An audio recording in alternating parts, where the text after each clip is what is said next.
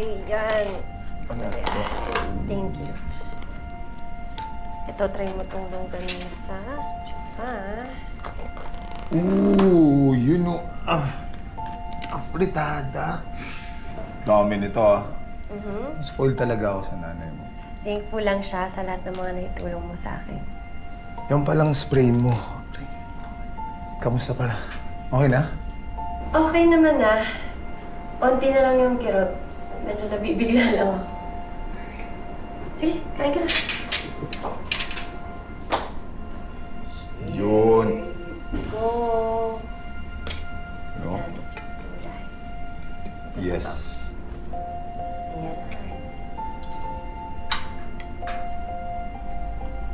Ayan. The best talaga afritada ng nanay mo. Sarap. Alam mo, gusto ko na nga niyang mamit eh.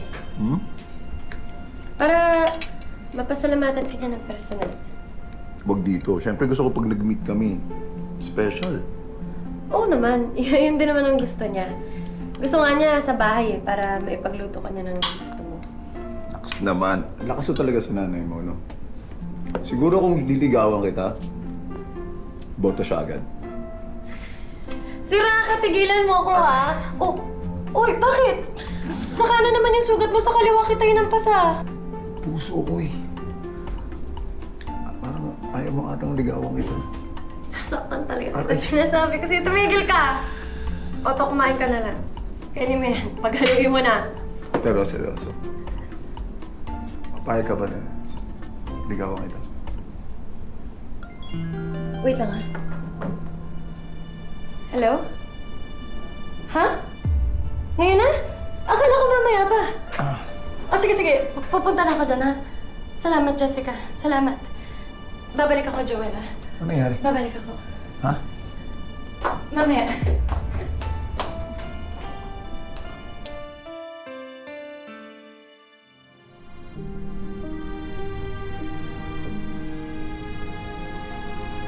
Pinapasok na po ako ni Jessica. Minadali niya ako. Hindi ko alam kung bakit.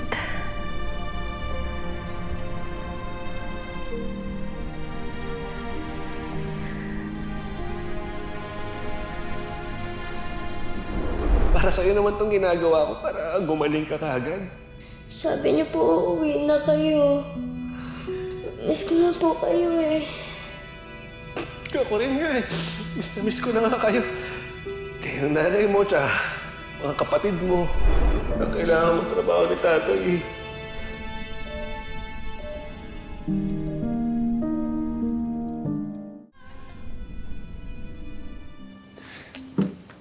Nay, di ba po hanggang dalawa lang yung pwede sa ICU?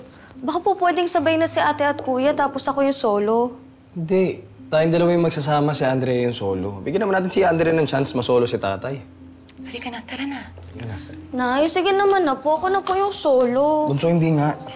Kuya, dali na. Ako naman yung bunso eh. Kulit, sabi niya hindi. Naku, huwag na nga kayo magtalo. Makinig ka sa kuya mo. Halika na. Aning daw.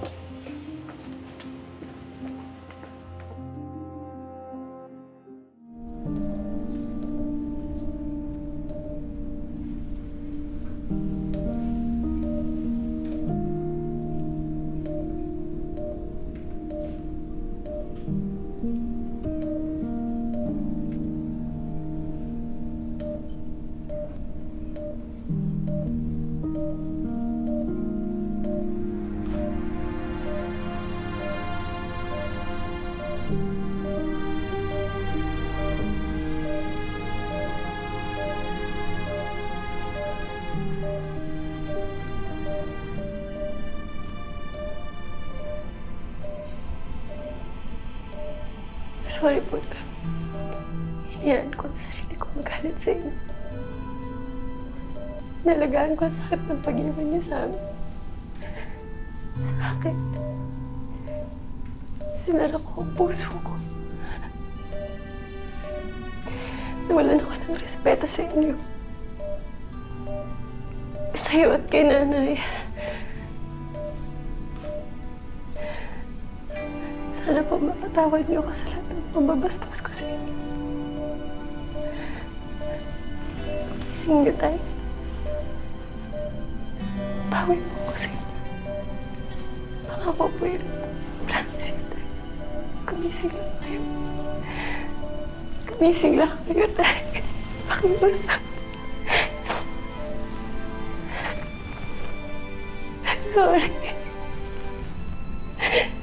I'm sorry, Tay.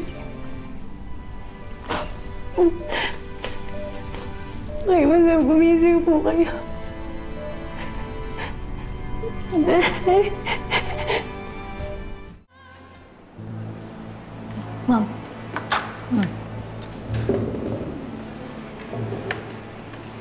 Ang dami mo namang in-order. Gutom ka? Ma'am, food trip po. Stressful po kasi nitong past few days eh. Yan. Kung sa bagay, hindi nga tayo masyado nakakain, ma'am.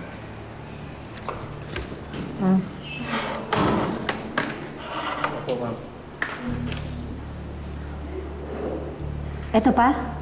Sa atin din to? Ano to, Jessica? Ma'am, food trip po. Cheers.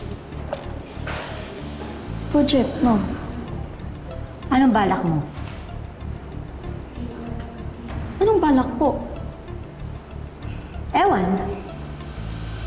Maybe, dinidili mo yung pagbalik ko doon sa ICU. At baka maabutan ko yung mga bantay sa lakay. You're being paranoid, Mom. Really? We'll see about that.